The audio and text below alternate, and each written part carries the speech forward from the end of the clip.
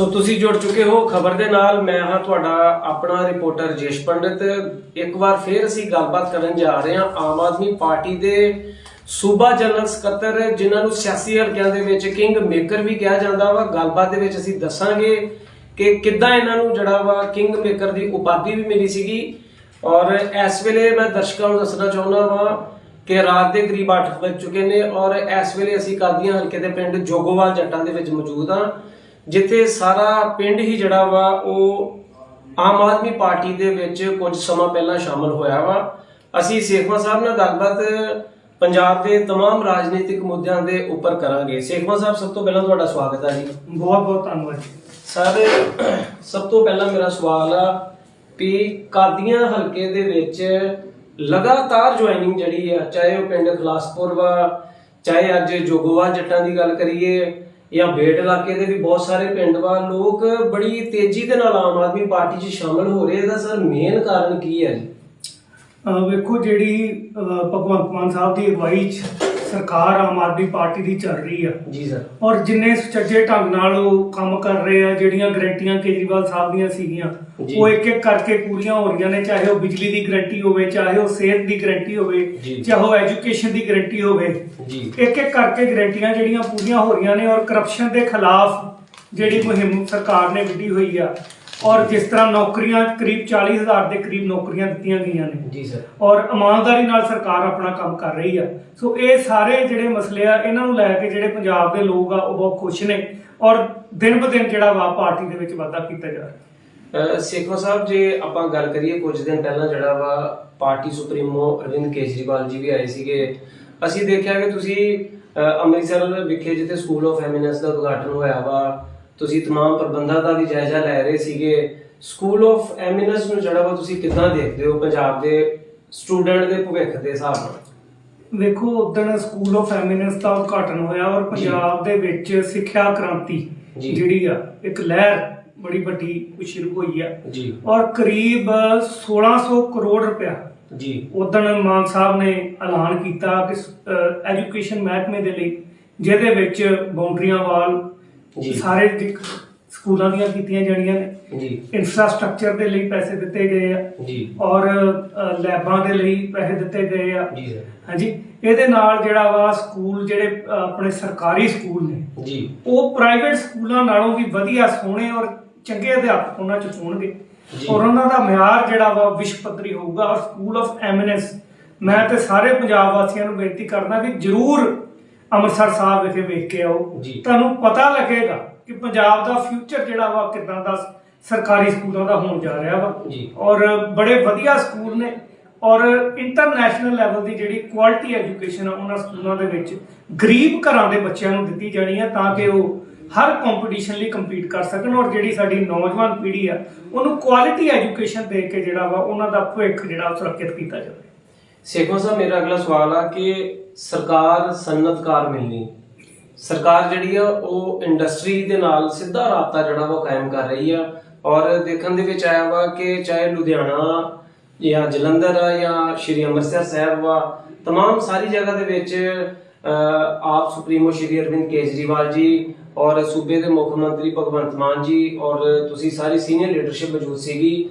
ਕਿੱਦਾਂ ਦਾ ਇਹ ਇਵੈਂਟ ਜਿਹੜਾ ਵਾ 2-3 ਦਿਨ ਰਿਹਾ ਵਾ? ਤੁਸੀਂ ਵੀ ਕਾਫੀ ਬਿਜ਼ੀ ਅਸੀਂ ਦੇਖਿਆ ਸੀਗਾ ਨਾਲ, ਔਰ ਕੀ ਰਿਸਪੌਂਸ ਇੰਡਸਟਰੀ ਵੱਲੋਂ ਜਿਹੜਾ ਆਇਆ ਵਾ?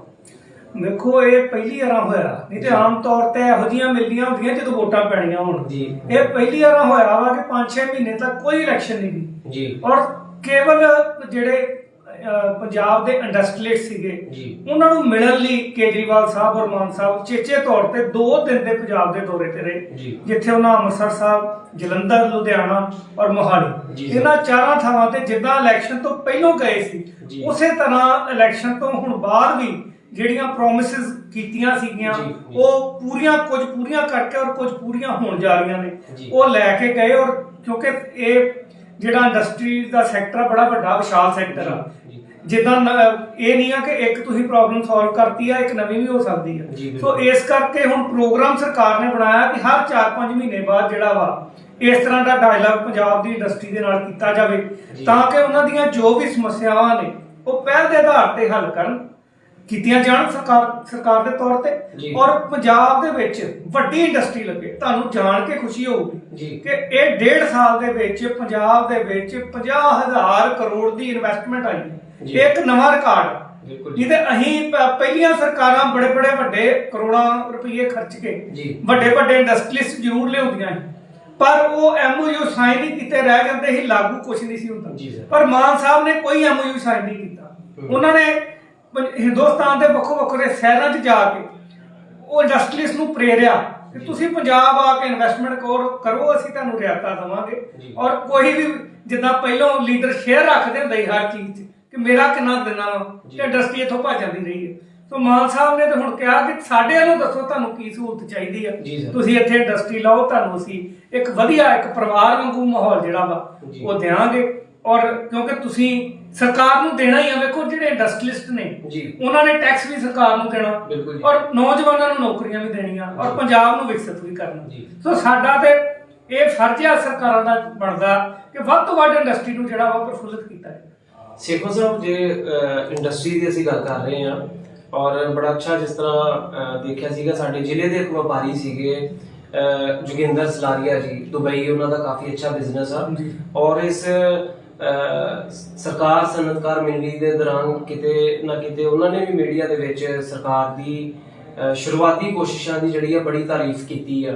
ਔਰ ਕੀ ਕੁਝ ਇਦਾਂ ਦੇ ਜਿਹੜੇ ਵਪਾਰੀ ਨੇ ਜਿੱਦਾਂ ਕਿ ਉਹ ਦੁਬਈ ਵਿੱਚ ਵੱਡਾ ਬਿਜ਼ਨਸ ਕਰ ਰਹੇ ਆ ਔਰ ਹੈਗੇ ਸਾਡੇ ਗੁਰਦਾਸਪੁਰ ਜ਼ਿਲ੍ਹੇ ਦੇ ਆ, ਕੀ ਕੋਈ ਇਦਾਂ ਸਿਲੈਕਸ਼ਨ ਕਰਕੇ, ਕਿਉਂਕਿ ਬਾਰਡਰ ਜ਼ਿਲ੍ਹਾ ਵਾ ਗੁਰਦਾਸਪੁਰ ਔਰ ਬਹੁਤ ਪਿਛੜਿਆ ਵਾ, ਆਪਣੇ ਜ਼ਿਲ੍ਹੇ ਦੇ ਲਈ ਜਿਹੜਾ ਵਾ ਤੁਸੀਂ ਕੋਈ ਉਪਰਾਲਾ ਕਰਕੇ ਕੋਈ ਵੱਡਾ ਉਦਯੋਗ ਇੰਡਸਟਰੀ ਜਿਹੜੀ ਆ ਉਹ ਆਉਣ ਵਾਲੇ ਸਮੇਂ 'ਚ ਲਿਆ ਰਹੇ ਜੀ?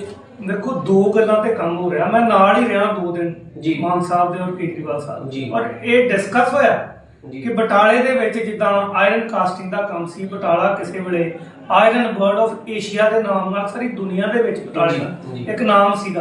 ਹੁਣ ਉਹ 2000 ਯੂਨਿਟ ਜਿਹੜਾ ਘਟ ਕੇ ਜਿਹੜਾ ਵਾ 150-200 ਯੂਨਿਟ ਰਹਿ ਗਿਆ। ਕੇਜਰੀਵਾਲ ਸਾਹਿਬ ਨੇ ਤੁਸੀਂ ਦੇਖਿਆ ਹੋਣਾ ਆਪਣੀਆਂ ਸਪੀਚਾਂ 'ਚ ਵੀ ਕਿਹਾ ਕਿ ਇਹ ਜਿਹੜੇ ਆਇਰਨ ਦੇ ਯੂਨਿਟ ਸੀਗੇ, ਇੰਡਸਟਰੀ ਸੀ ਏਡੀ ਵੱਡੀ, ਉਹ ਅਲੋਪ ਹੋ ਗਈ ਆ। ਅਸੀਂ ਗਾਂ ਯਤਨ ਕਰਾਂਗੇ ਕਿ ਇਹ ਜਿਹੜੇ 2000 ਆ ਗਾਂ 5000 ਹੋਣ। ਔਰ ਇਸੇ ਤਰ੍ਹਾਂ ਧਾਰੀਵਾਲ ਬੋਲਣ ਮਿਲਦੀ ਜਿਹੜੀ ਗੱਲ ਅਸੀਂ ਕੀਤੀ ਸੀ, ਔਰ ਅਸੀਂ ਚਾਹ ਰਹੇ ਕਿਉਂਕਿ ਇਹ ਸੈਂਟਰ ਸਰਕਾਰ ਦੇ ਅੰਡਰ ਆ, ਪਰ ਫਿਰ ਵੀ ਸੈਂਟਰ ਤੇ ਸਟੇਟ ਦਾ ਰਿਲੇਸ਼ਨ ਹੁੰਦਾ। ਅਸੀਂ ਚਾਹੁੰਦੇ ਹਾਂ ਕਿ ਜੇ ਸਰਕਾਰ ਨਹੀਂ ਇਹਨੂੰ ਚੱਲਦੀ ਤੇ ਪਬਲਿਕ ਪ੍ਰਾਈਵੇਟ ਜਿਹੜਾ ਪਾਰਟਨਰਸ਼ਿਪ 'ਚ ਕੋਈ ਵੱਡੀ ਇੰਡਸਟਰੀਲਿਸਟ ਨਾਲ ਗੱਲ ਕਰਕੇ ਤੋਂ ਇੱਥੇ ਲੈ ਕੇ ਜਿਹੜਾ ਯੂਨਿਟ ਸਿੱਕ ਹੋਇਆ ਵਾ ਇਹਨੂੰ ਰਿਵਾਈਵ ਕਰੀਏ, ਤਾਂ ਕਿ ਹਜ਼ਾਰਾਂ ਦੀ ਗਿਣਤੀ 'ਚ ਸਾਡੇ ਨੌਜਵਾਨਾਂ ਨੂੰ ਰੋਜ਼ਗਾਰ ਵੀ ਮਿਲੇ ਔਰ ਸਾਡਾ ਇਲਾਕਾ ਜਿਹੜਾ ਵਾ ਵਿਕਸਿਤ ਵੀ ਹੋਵੇ। ਸੇਖੋਂ ਸਾਹਿਬ, ਪਹਿਲੀ ਵਾਰੀ ਹੋਇਆ ਵਾ ਕਿ ਪੰਜਾਬ ਨੂੰ, ਹਾਲਾਂਕਿ ਸਾਡੇ ਗੁਆਂਢੀ ਦੋਨੋਂ ਹੀ ਸੂਬੇ ਚਾਹੇ ਹਿਮਾਚਲ ਵਾ ਚਾਹੇ ਜੰਮੂ ਕਸ਼ਮੀਰ ਵਾ, ਟੂਰਿਜ਼ਮ ਦੇ ਤੌਰ ਤੇ ਬਹੁਤ ਜ਼ਿਆਦਾ ਵਿਕਸਿਤ ਵਾ, ਔਰ ਸਰਕਾਰ ਵੱਲੋਂ ਪੰਜਾਬ ਦੇ ਵਿੱਚ ਵੀ ਸੰਭਾਵਨਾਵਾਂ ਦੀ ਤਲਾਸ਼ ਕੀਤੀ ਜਾ ਰਹੀ ਆ। ਟੂਰਿਜ਼ਮ ਨੂੰ ਲੈ ਕੇ ਵੀ ਪਿਛਲੇ ਦਿਨਾਂ ਦੇ ਵਿੱਚ ਤੁਸੀਂ ਇੱਕ ਸਮਿਟ ਕਰਵਾਇਆ ਵਾ ਜਿਹਦੇ 'ਚ ਕਪਿਲ ਸ਼ਰਮਾ ਜੀ ਵੀ ਆਏ ਹੋਏ ਸੀਗੇ। ਸਰ, ਟੂਰਿਜ਼ਮ ਨੂੰ ਲੈ ਕੇ ਆਉਣ ਵਾਲੇ ਸਮੇਂ ਦੇ ਵਿੱਚ ਕੀ ਕੋਈ ਪੰਜਾਬ ਦੇ ਲੋਕ ਆਸ ਰੱਖਣਗੇ? ਇਹਦੇ ਵਿੱਚ ਵਾਧਾ ਹੋ ਰਿਹਾ ਜੀ? ਇਹਦੇ ਵਿੱਚ ਬੜੇ ਯਤਨ ਕੀਤੇ ਜਾ ਰਹੇ ਆ ਜੀ, ਔਰ ਤੁਸੀਂ ਦੇਖਿਆ ਹੀ ਹੋਣਾ ਕਿ 3 ਦਿਨ ਦਾ ਜਿਹੜਾ ਟੂਰਿਜ਼ਮ ਤੇ ਕਨਕਲੇਵ ਚੰਡੀਗੜ੍ਹ 'ਚ ਕੀਤਾ ਗਿਆ, ਔਰ ਵੱਡੇ ਸੈਲੀਬ੍ਰਿਟੀ ਬੰਬੇ ਤੋਂ ਉੱਥੇ ਆਏ, ਕਿਉਂਕਿ ਜਿਹੜੀ ਪੰਜਾਬ ਦੀ ਧਰਤੀ ਆ ਇਹ ਬੜੀ ਇਤਿਹਾਸਕ ਧਰਤੀ ਜੀ ਸਰ, ਔਰ ਬੜਾ ਵੱਡਾ ਇਤਿਹਾਸ ਆ ਪੰਜਾਬ ਜੀ। ਸੋ ਅਸੀਂ ਚਾਹੁੰਦੇ ਆ ਕਿ ਜਿਸ ਤਰ੍ਹਾਂ ਟੂਰਿਸਟ ਸ਼੍ਰੀ ਅੰਮ੍ਰਿਤਸਰ ਸਾਹਿਬ ਆਉਂਦਾ ਜੀ, ਉਹਨਾਂ ਨੇ ਅੱਗੋਂ ਵੈਸ਼ਨੋ ਦੇਵੀ ਜਾਣਾ ਹੁੰਦਾ, ਅਸੀਂ ਚਾਹੁੰਦੇ ਆ ਕਿ ਹਾਲਟ ਜਿਹੜਾ ਵਾ ਇੱਥੋਂ ਲੰਘ ਕੇ ਸਾਡੇ ਕੋਲ ਜਾਂਦੇ ਆ। ਸੋ ਅਸੀਂ ਬਟਾਲੇ ਦੇ ਵਿੱਚ, ਧਾਰੀਵਾਲ ਦੇ ਵਿੱਚ, ਇਸੇ ਤਰ੍ਹਾਂ ਜਿੱਦਾਂ ਕਾਨੂੰਨ ਸ਼ਮ ਦੀ ਧਰਤੀ ਆ, ਕਦੂਕਾਰਾ ਸਾਹਿਬ ਆ, ਫਿਰ ਦੀਨਾਨਗਰ ਚਲੇ ਜਾਓ, ਉੱਥੇ ਵੀ ਜਿਹੜਾ ਮਹਾਰਾਜਾ ਰਣਜੀਤ ਸਿੰਘ ਦੀ ਕੈਪੀਟਲ ਰਹੀ ਆ। ਸੋ ਸਾਰੇ ਜਿਹੜੇ ਸਥਾਨ ਨੇ ਇਤਿਹਾਸਕ ਸਥਾਨ ਨੇ ਔਰ ਆਨ ਦਾ ਰੂਟ ਪੈਣੇ ਆ। ਸੋ ਅਸੀਂ ਚਾਹਾਂਗੇ ਕਿ ਇਹਨੂੰ ਟੂਰਿਸਟ ਸਰਕਟ ਦੇ ਵਿੱਚ ਜਿਹੜਾ ਵਾ, ਕਿਉਂਕਿ ਇਹ ਸਰਕਾਰ ਦੀ ਨਵੀਂ ਟੂਰਿਜ਼ਮ ਦੀ ਪਾਲਿਸੀ ਵੀ ਆ ਰਹੀ ਹੈ, ਔਰ ਇਹ ਜਿਹੜੀਆਂ ਜਗ੍ਹਾ ਨੇ ਇਹਨਾਂ ਨੂੰ ਟੂਰਿਜ਼ਮ ਦੇ ਮੈਪ ਤੇ ਲਿਆਇਆ ਜਾਵੇ, ਤਾਂ ਕਿ ਜਿਹੜੇ ਇਹਨਾਂ ਲੱਖਾਂ ਦੀ ਗਿਣਤੀ ਦੇ ਵਿੱਚ ਟੂਰਿਸਟ ਆਉਂਦਾ ਵਾ ਉਹਨੂੰ ਅਸੀਂ ਜਿਹੜਾ ਵਾ ਉਹ ਆਪਣੇ ਜ਼ਿਲ੍ਹੇ ਦੇ ਵਿੱਚ ਵੀ ਜਿਹੜੇ 2-3 ਆਕਰਸ਼ਕ ਜਿਹੜੇ ਕੇਂਦਰ ਉਹ ਬਣਾਏ ਜਾਣ, ਤਾਂ ਕਿ ਸਾਡੀ ਵੀ ਜਿਹੜੀ ਟੂਰਿਜ਼ਮ ਦੀ ਇੰਡਸਟਰੀ ਆ ਉਹ ਵਧੀਆ ਡਿਵੈਲਪ ਹੋਵੇ। ਸੇਖੋਂ ਸਾਹਿਬ, ਕੱਲ ਦੀ ਇੱਕ ਸੋਸ਼ਲ ਮੀਡੀਆ ਦੇ ਵਿੱਚ ਵੀਡੀਓ ਜਿਹੜੀ ਆ ਬਹੁਤ ਤੇਜ਼ੀ ਦੇ ਨਾਲ ਵਾਇਰਲ ਹੋ ਰਹੀ ਆ। ਇੱਕ ਹੋਮਗਾਰਡ ਦੇ ਜਵਾਨ ਨੇ ਔਰ ਉਹਨਾਂ ਦੇ ਘਰ ਦਾ ਇੱਕ ਸਾਰਾ ਸੀਨ ਦਿਖਾਇਆ ਜਾ ਰਿਹਾ ਵਾ। ਬੇਟਾ ਉਹਨਾਂ ਦਾ ਜਿਹੜਾ ਵਾ ਉਹ ਬਿਨਾਂ ਕੋਈ ਪੈਸਾ ਦਿੱਤੇ ਜਾਂ ਕੋਈ ਬਿਨਾਂ ਕਿਸੇ ਸਿਫਾਰਿਸ਼ ਦੇ ਸਬ ਇੰਸਪੈਕਟਰ ਭਰਤੀ ਹੋ ਕੇ ਘਰ ਪਹੁੰਚਿਆ। ਇਸ ਨੂੰ ਜਿਹੜਾ ਵਾ ਲੈ ਕੇ ਸਰ ਤੁਸੀਂ ਕੀ ਕਹਿਣਾ ਚਾਹੋਗੇ? ਦੇਖੋ ਇਹ ਇਮਾਨਦਾਰ ਸਰਕਾਰ ਆ ਜੀ। ਔਰ ਪਾਰਦਰਸ਼ੀ ਢੰਗ ਨਾਲ ਜਿੰਨੀ 40,000 ਦੇ ਕਰੀਬ ਭਰਤੀ ਹੋਈ ਜੀ। ਆ, ਇੱਕ ਵੀ ਬੰਦਾ ਨਹੀਂ ਕਹਿ ਸਕਦਾ ਕਿ ਮੈਂ ਸਿਫਾਰਸ਼ੀ ਜਾਂ ਮੈਂ ਪੈਸੇ ਦੇ ਕੇ ਜਾਂ ਕਿਸੇ ਗਲਤ ਢੰਗ ਨਾਲ ਭਰਤੀ ਹੋਣਾ। ਜੀ। 40,000 ਦਾ 40,000 ਮੁਲਾਜ਼ਮ ਜਿਹੜਾ ਜੀ ਉਹ ਬੜੇ ਪਾਰਦਰਸ਼ੀ ਢੰਗ ਨਾਲ ਭਰਤੀ ਹੋਈ ਆ ਜੀ ਕਿ ਟੈਸਟ ਹੋ ਕੇ ਇੰਟਰਵਿਊ ਹੋ ਕੇ ਬੜੇ ਵਧੀਆ ਢੰਗ ਨਾਲ ਜੀ ਜਿਹੜੀ ਆ ਉਹ ਭਰਤੀ ਕੀਤੀ ਗਈ ਆ। ਇਸੇ ਲਈ ਜਿਹੜੇ ਗਰੀਬ ਘਰਾਂ ਦੇ ਵੀ ਬੱਚੇ ਆ ਉਹਨਾਂ ਨੂੰ ਵੀ ਮੌਕਾ ਜਿਹੜਾ ਵਾ ਉਹ ਮਿਲਿਆ। ਸੇਖੋਂ ਸਾਹਿਬ, ਜਲੰਧਰ ਜਿਮਣੀ ਚੋਣ ਆਉਂਦੀ ਆ ਔਰ ਜਿਮਣੀ ਚੋਣ ਦੇ ਵਿੱਚ ਤੁਹਾਡੇ ਵੱਲੋਂ ਬੜਾ ਵੱਡਾ ਇੱਕ ਰੋਲ ਨਿਭਾਇਆ ਜਾਂਦਾ ਵਾ ਔਰ ਪਾਰਟੀ 60,000 ਦੇ ਕਰੀਬ ਸੁਸ਼ੀਲ ਰਿੰਕੂ ਜੀ ਜਿੱਤ ਜਾਂਦੇ ਆ।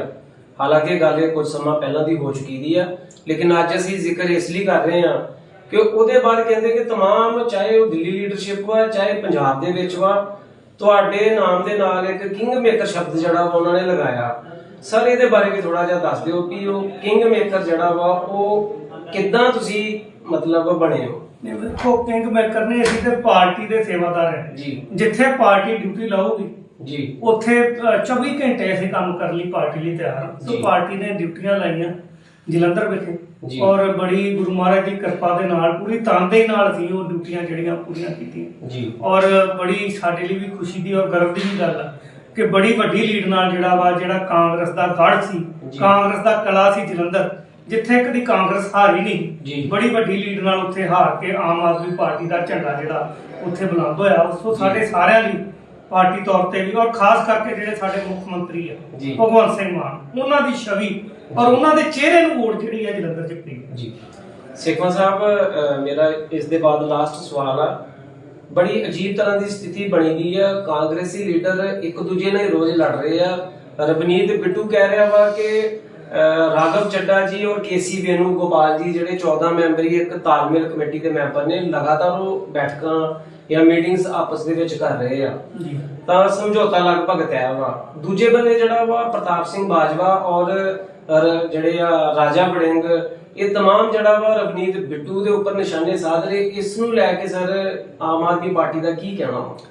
ਦੇਖੋ ਗੱਲ ਇਹ ਆ ਜੀ, ਇਹ ਜਿਹੜੇ ਬਾਜਵਾ ਸਾਹਿਬ ਆ ਜੀ। ਬ੍ਰਦਰ ਇਹਨਾਂ ਦੇ ਪਹਿਲਾਂ ਹੀ ਬੀਜੇਪੀ ਚ ਚਲੇ ਗਏ ਜੀ ਔਰ ਇਹ ਮੈਂ ਪਹਿਲਾਂ ਵੀ ਮੀਡੀਆ 'ਚ ਦੱਸਿਆ ਸੀ ਕਿ ਇਹ ਗਰਾਊਂਡ ਬਣਾਉਣ ਦੇ ਕੋ ਭੱਜ ਬਣਾਉਣ ਦੇ ਆ ਜੀ। ਕਿ ਮੈਂ ਹੁਣ ਪਾਰਟੀ ਛੱਡਣੀ ਆ, ਕੋ ਭੱਜ ਕੁਝ ਬਣਾ ਕੇ ਜੀ। ਤੇ ਫੇਰ ਹੀ ਛੱਡਾਂ। ਜੀ। ਤੇ ਮਾਨ ਸਾਹਿਬ ਨੇ ਤਾਂ ਦੱਸਿਆ ਸੀਗਾ ਕਿ 12-13 ਪੌੜੀਆਂ ਦਾ ਹੀ ਫਰਕ ਆ, ਬਿਲਕੁਲ। ਉੱਤੇ ਬੀਜੇਪੀ ਦਾ ਝੰਡਾ ਥੱਲੇ ਕਾਂਗਰਸ ਦਾ, ਉਹ 12 ਪੌੜੀਆਂ ਚੜ ਗਏ ਤੇ ਬੀਜੇਪੀ 'ਚ ਚਲੇ ਗਏ। ਸੋ ਕੋ ਬਹੁਤੀ ਗੱਲ ਨਹੀਂ ਰਹਿ ਗਈ।